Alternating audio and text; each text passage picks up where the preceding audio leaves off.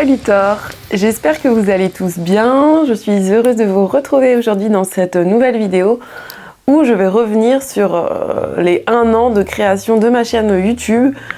Je sais que ça peut paraître en fait peu de temps, mais pour ma part c'est quand même une activité qui demande beaucoup d'énergie et qui prend beaucoup de mon temps. Et donc aujourd'hui nous sommes le 15 octobre 2021 et j'ai créé ma chaîne YouTube l'année dernière, le 14 octobre 2020. Je vais répondre à quelques questions que j'ai eues et aussi je vais vous partager mes ressentis sur ma chaîne. Je vais vous dire ce que j'imaginais au début en créant ma chaîne YouTube et puis où j'en suis maintenant et ce que j'aimerais aussi pour l'avenir, parce qu'il y a pas mal de choses quand même qui ont bougé dans ma vie et puis dans mes désirs aussi par rapport aux Bretons et par rapport à cette activité de faire des vidéos et de les poster sur YouTube.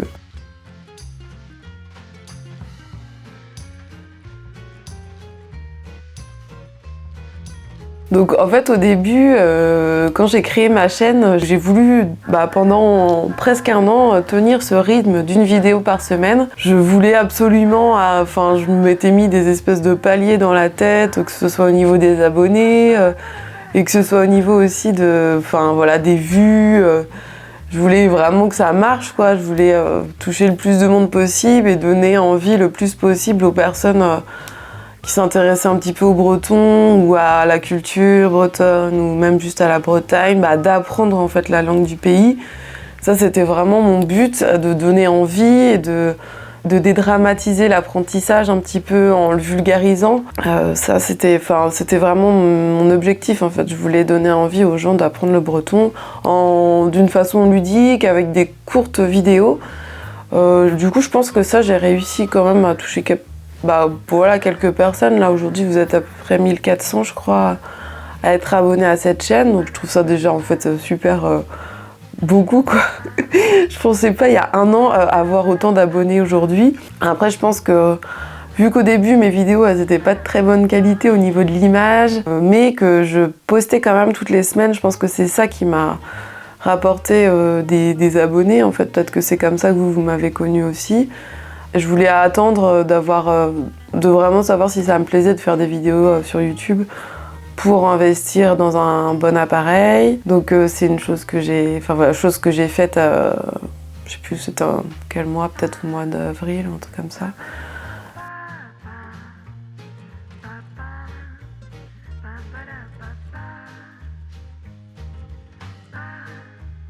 Alors je reconnais avoir fait quelques erreurs au début. Que ce soit j'en fais toujours en fait, mais je pense que c'est humain et qu'une langue, surtout quand c'est pas une langue maternelle, ça prend toute une vie quoi.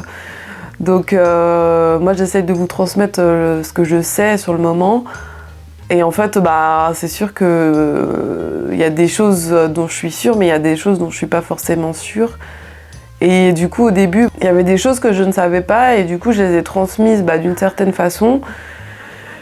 Notamment, je pense à la prononciation, aux liaisons. En fait, moi, j'avais pas ou plus connaissance de ça. Ça m'était vraiment sorti de la tête, ou alors j'avais pas vu ça en formation, je sais plus exactement. Mais en tout cas,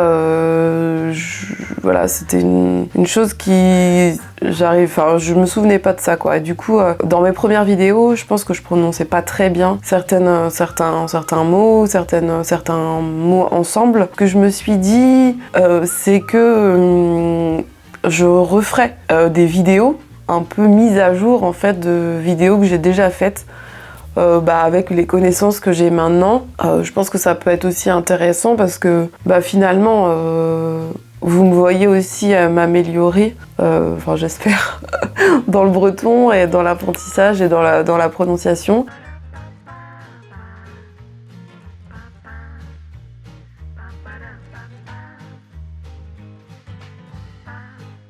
Alors je sais que par exemple avant de déménager à Groix, j'avais des envies pour cette chaîne. J'avais vraiment envie de présenter des produits de Bretagne. J'avais aussi vraiment envie de présenter des femmes qui avaient été importantes dans l'histoire de la Bretagne. J'avais envie qui n'étaient pas forcément très connues, j'avais envie de parler de ça. Je l'avais d'ailleurs dit dans une la petite apparition que j'ai faite dans la vidéo de Istver Jobrer. J'avais d'ailleurs aussi un projet sur... je voulais faire une vidéo sur le breton vantais et j'ai jamais réussi à la faire, du coup je suis désolée. Bon, vous vous reconnaîtrez tous les deux, je suis désolée de ne pas avoir fait aboutir en fait cette vidéo. En fait j'avais envie de faire cette vidéo sur le breton vantais, mais j'ai pas réussi à m'y mettre. Je sais pas, j'étais pas inspirée ou plus inspirée en fait. Je pense que j'ai un peu loupé le coche. Et moi je fonctionne beaucoup par envie en fait. Il y a des vidéos par exemple, au début de ma chaîne je me suis forcée à les tourner. Je me forçais parfois à tourner des vidéos pour en avoir une par semaine et pour pouvoir alimenter ma chaîne et parce que je pensais qu'il y avait des thèmes qui étaient vraiment importants à aborder quand on apprenait le breton et du coup je me forçais un peu, mais maintenant j'ai plus trop envie de ça. J'ai envie de un peu suivre mes envies et suivre ce que j'ai envie de vous transmettre. Ça va beaucoup être, je pense, sur Groix aussi, sur la vie insulaire, sur le breton de Groix, où j'en apprends tous les jours en fait sur ce breton et je trouve que c'est hyper intéressant. Je trouve qu'il y a encore beaucoup de choses en fait à rechercher, à savoir. Et du coup, je suis très inspirée forcément par mon lieu de vie quoi, et par ce que je fais quotidiennement, que ce soit pour les cours que je donne ou pour moi, pour mon apprentissage personnel quoi de la langue. Du coup, vous l'aurez peut-être remarqué, j'ai plus envie de faire que des cours de breton sur cette chaîne. Je vais continuer à faire des cours de breton et à vous apprendre des choses qui sont utiles selon moi pour commencer à parler breton et pour comprendre aussi comment fonctionne la langue. Mais on parlera d'autres choses aussi, je l'ai dit précédemment, mais on va parler beaucoup de Groix, de l'identité aussi groisillonne, de la vie insulaire. Ça m'inspire beaucoup en fait parce que je trouve que c'est quand même un particulier quoi de vivre sur une île et du coup la langue aussi est touchée en fait d'une façon particulière puisque on est coupé de la terre quoi, donc par la mer, donc forcément la langue est influencée par cet isolement en fait. Donc pardon, je dis beaucoup en fait, c'est vraiment un type de langage que je déteste mais du coup je dis du coup aussi et voilà. Donc faudrait que je travaille là-dessus pour parler plus sans tous ces mots là qui polluent mes phrases.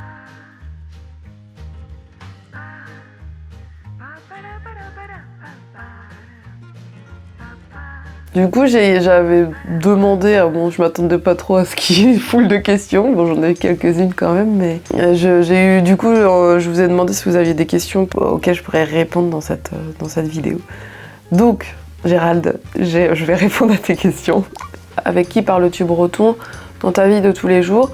Du coup, la personne avec qui je parle le plus breton, c'est avec ma fille. Après, là, je vois que vu qu'elle est dans une école en français maintenant, elle me répond plus beaucoup en breton. Donc ça c'est un peu dommage, mais bon. Voilà, sinon je parle beaucoup avec mon fils, mais du coup c'est un bébé, donc il me répond pas forcément. Après, je vois quand même qu'il comprend en plus certaines phrases en breton que je lui dis quotidiennement que certaines phrases en français. Par exemple, je lui ai dit beaucoup, on lui dit tous dans la famille Ben tu chantes, et du coup, donc ça veut dire à tout à l'heure. Et en fait, quand je lui dis à tout à l'heure, il comprend moins que quand je vois bien, il fait un signe de la main quand on lui dit en breton Ben tu chantes. Donc ça c'est super. Quand je lui dis aussi Rar zozai, donc le chat est là, il sait en fait, il comprend. Et puis il y a d'autres phrases aussi comme ça. De gousquette aussi, du coup il s'allonge et il fait semblant de faire dodo quand on lui dit de gousquette, donc ça veut dire à dormir quoi, au dodo. Donc ça c'est quand même super chouette. Du coup je lui chante des chansons aussi en breton, des chansons en breton de Groix. Et sinon je parle un petit peu avec des gens qui parlent breton à Groix, il y en a. C'est super de savoir qu'en fait, il y a encore des personnes qui parlent breton de Groix, il y a encore des personnes qui parlent breton, mais d'autres bretons à Groix. C'est hyper encourageant pour la sauvegarde de la langue, je trouve, de savoir que je suis pas toute seule sur cette petite île à parler breton, ou juste avec une autre personne, enfin. Et donc voilà, je parle quotidiennement surtout avec mes enfants, et sinon, je parle de temps en temps, mais je vais encore plus parler normalement d'ici peu de temps avec avec d'autres bretonnants qui sont à Groix ou d'autres personnes qui sont en train d'apprendre le breton. Une langue qui n'est pas parlée, c'est difficile de l'entretenir, donc j'essaye de me forcer quoi, en fait, à la parler, puisque sinon c'est vrai que j'écris beaucoup en breton, mais pour l'oral c'est plus compliqué en fait. Je crois que j'avais lu des choses là-dessus. En fait, avant on parlait le breton et on l'écrivait peu, et en fait maintenant c'est inversé quoi. Et du coup ça, je trouve ça. Et c'est vrai même, mais je pense que pour beaucoup de bretonnants, du coup c'est un peu problématique quoi. Sauf quand on travaille en breton, là on est obligé, mais si on n'est pas obligé de parler breton, ça peut demander un effort de le parler quoi.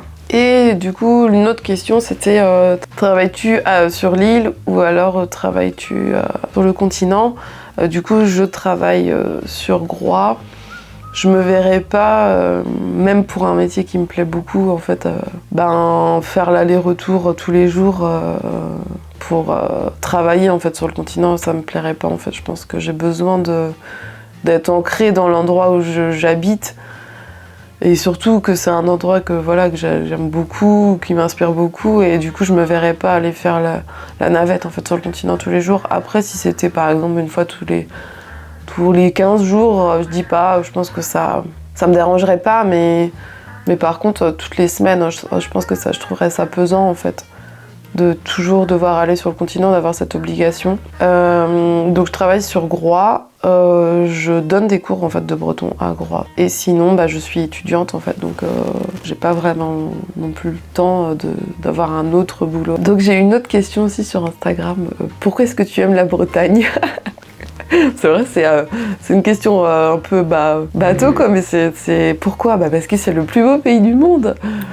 Non, parce que l'identité est très forte, parce que j'adore son histoire, j'adore sa culture aussi, et la langue. Je pense que je me suis sentie bretonne quand j'ai commencé à parler breton, quand j'ai commencé à apprendre le breton et à m'intéresser à l'histoire de la langue aussi, et à l'histoire de ses dialectes. Je trouve que c'est hyper intéressant. C'est ça en fait qui m'a fait me sentir bretonne, c'est pas autre chose. Je sais pas si j'ai répondu à la question.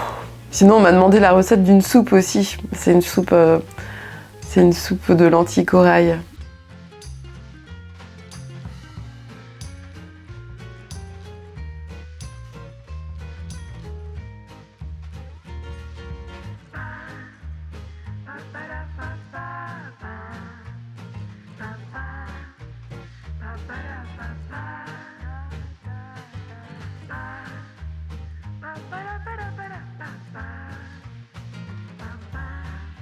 Donc je voulais vous remercier pour le soutien que du coup vous m'apportez, que ce soit en laissant des commentaires positifs sous mes vidéos, en ayant des commentaires aussi qui sont encourageants. Je trouve que c'est hyper agréable, c'est gratifiant.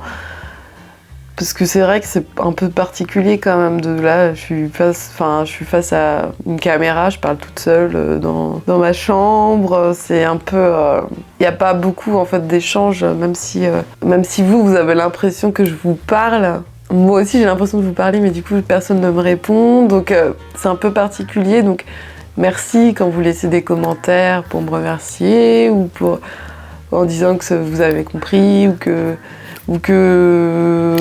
ma chaîne est super, qu'il faut que je continue. Ça c'est vraiment chouette, et merci beaucoup du coup quand vous laissez des commentaires positifs comme ça me fait chaud au cœur. Et ça me donne envie en fait de continuer, de poursuivre mon apprentissage et de poursuivre aussi la transmission sur cette chaîne YouTube. Mais par contre j'ai aussi évidemment eu des commentaires déplaisants sur cette chaîne.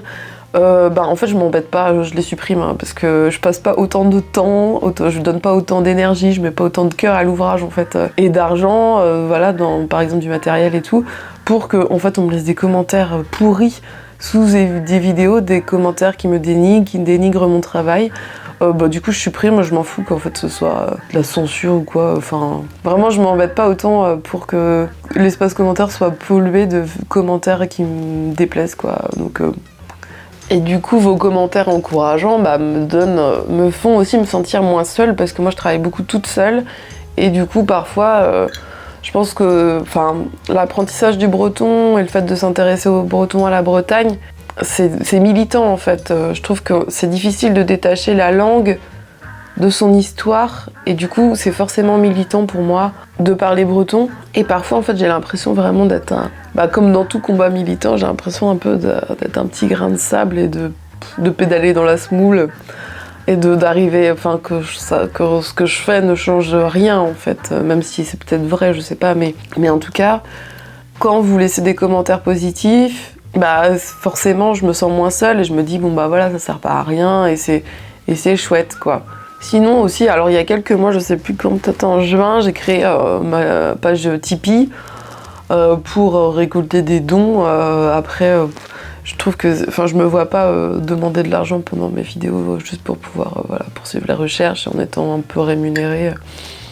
Mais en tout cas, si vous voulez faire un don et me soutenir dans mon travail, vous pouvez aller sur ma page Tipeee, le lien est dans la barre d'infos. Voilà, je pense être revenue à peu près sur ce que je voulais. Je pense avoir dit à peu près ce que je souhaitais aussi. N'hésitez pas non plus à me donner en fait des idées de cours qui vous intéresseraient. Parce que, par exemple, je vois par rapport au nombre de vues de certaines vidéos, j'ai l'impression que quand je parle de choses un peu plus poussées, ça touche moins de gens. Je pense notamment à la vidéo sur les comparatifs, donc peut-être que c'est arrivé trop tôt dans ce que j'avais proposé déjà. Donc si vous voulez que j'aborde certains points de grammaire ou sur les temps, de conjugaison, ou certaines règles, si vous voulez que je revienne là-dessus, que je revienne sur des points, ou si vous voulez que j'aborde de nouveaux points en breton, n'hésitez pas à me le dire, parce que moi ça me donne des idées, et du coup, c'est vrai que ça demande du travail de dire là maintenant j'écris mes vidéos, je le faisais pas avant. Maintenant, je les écris et je structure un peu quand même ce que je veux dire pour que déjà que ce soit plus rapide à tourner, qu'il y ait moins de moments où en fait je recherche par exemple des choses pendant la vidéo. Du coup, vu que je m'étais dit que j'allais faire une vidéo par semaine, faut avoir constamment des idées. Je sais par exemple ce que je vais faire d'une semaine à l'autre. Donc, si vous avez des idées, surtout n'hésitez pas, ce sera avec plaisir que j'essaierai de répondre à votre demande et à vos demandes. Voilà, je pense que cette vidéo est terminée. Donc comme j'avais dit peut-être dans la première vidéo de la rentrée, il n'y aura pas de vidéo pendant les vacances parce que en fait j'ai besoin de faire des pauses pour pouvoir tenir si je veux faire des vidéos de qualité toutes les semaines en y mettant du cœur et en ayant envie aussi de tourner des vidéos, il faut que je fasse des pauses de temps en temps, sinon je me lasse. Et je pense que vous aussi, du coup, vous vous lasserez. Mais on se retrouvera le vendredi 12 novembre, normalement, si je me trompe pas. Donc, pour ceux qui seront en vacances, je vous souhaite de bonnes vacances. Si vous avez d'autres questions, n'hésitez pas à les poser en commentaire. J'espère que cette vidéo vous aura plu, vous aura aussi permis de mieux me connaître.